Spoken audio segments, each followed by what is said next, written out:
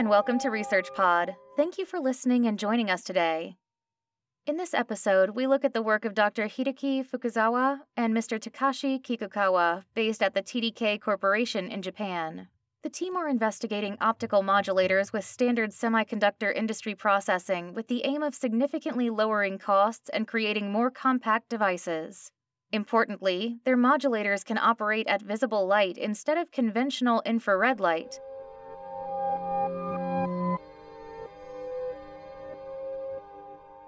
The fastest way to transmit data from one place to another is through optical signals.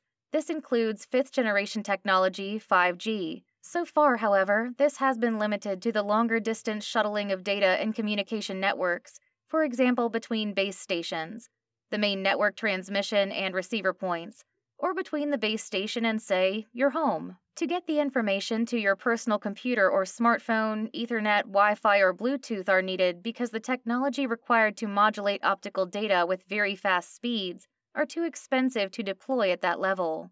The lack of economically accessible optical modulators has become a bottleneck in a communications industry characterized by a need for speed.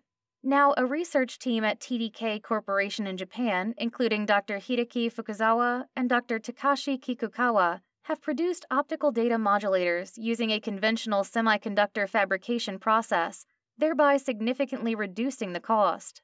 What's more, the researchers demonstrate that their modulators can operate at within the visible light spectrum of red, green, and blue. They explain that this opens a new window for ultra-fast data transfer and consumer applications. Modulation encodes data into a carrier signal, such as shifts in the amplitude, frequency, or phase of a light beam or radio wave. This data could be anything from text or sound to a movie. One approach to modulating light signals switches on and off laser light directly, but again, this has limited speed, to around a few gigabits per second. Lithium niobate is a popular material for external optical modulators for high-end, long-haul optical communications, because its optical properties change significantly in response to an electric field with several tenth gigabits per second, or even up to 100 gigabits per second, which is much faster than Ethernet, Wi-Fi, Bluetooth, and direct laser light modulation. It also has other practical attributes, such as a large bandwidth and high temperature stability. It even has the unique feature of high transparency to visible light. So far, lithium niobate has proved difficult to work with for fabricating chip-scale features. Conventional lithium niobate has been fabricated by bulk devices. It is very expensive, unsuitable for large volume production, and in addition, the device size is too large to be implemented in personal edge devices. To solve the issue of large device size, many researchers have adopted adhesion processes that stick the bulk lithium niobate materials on wafers, but these are generally clunky and expensive. As the TDK Corporation researchers point out in their latest report, for consumer applications above all, a significant cost reduction will be necessary. To tackle these issues, TDK Corporation's senior manager in charge of optical devices for AR/VR glasses and beyond 5G optical communications, Fukuzawa teamed up with Kikukawa, TDK Corporation manager for lithium niobate devices. Exploiting their collective expertise, they were able to produce high-quality lithium niobate optical modulators using one of the standard processes in the semiconductor industry, sputter deposition for lithium niobate film. Sputter deposition is a general method which has been widely used for many consumer devices, including semiconductor devices. It is suitable for large volume production and consumer use applications, and is much more practical than adhesion process by using bulk lithium niobate. For the first time, the TDK team have successfully achieved optical modulation using sputter-deposited lithium niobate film directly onto a sapphire substrate. X-ray diffraction of lithium niobate reveals that it is good enough to be used for optical modulation.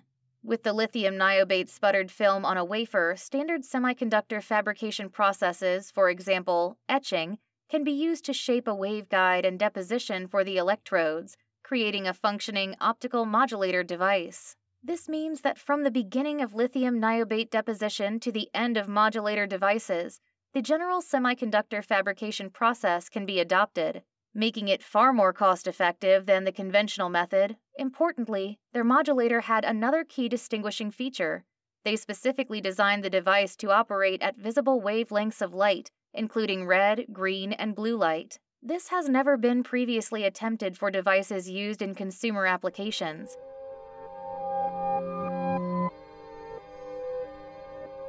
Previous efforts to develop lithium niobate modulators have been largely focused on the traditional telecommunication wavelengths within the infrared light spectrum. However, working at shorter visible wavelengths can significantly reduce the size of the device, as well as the power consumption.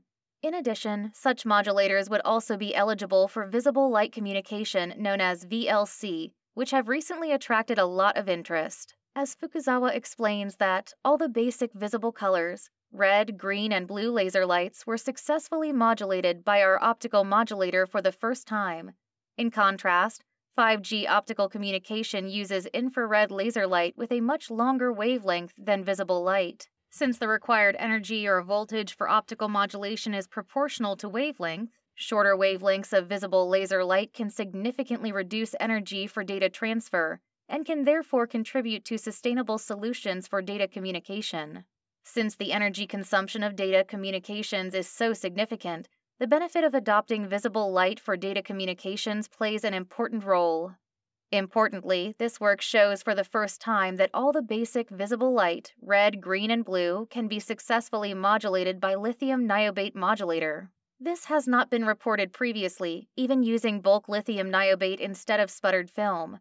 This work has significant applications, since lithium niobate has great potential for imaging applications. It also has the advantage of lower costs for the consumer.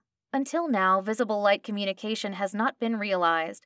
As Fukuzawa summarizes, now that we have demonstrated visible light modulation in devices, fast data speed for consumer applications has great potential. Our optical modulator using sputtered thin film lithium niobate is low cost, and using visible laser light results in a significant reduction in energy. This development opens up an exciting opportunity for making ultra-fast data transfer a reality.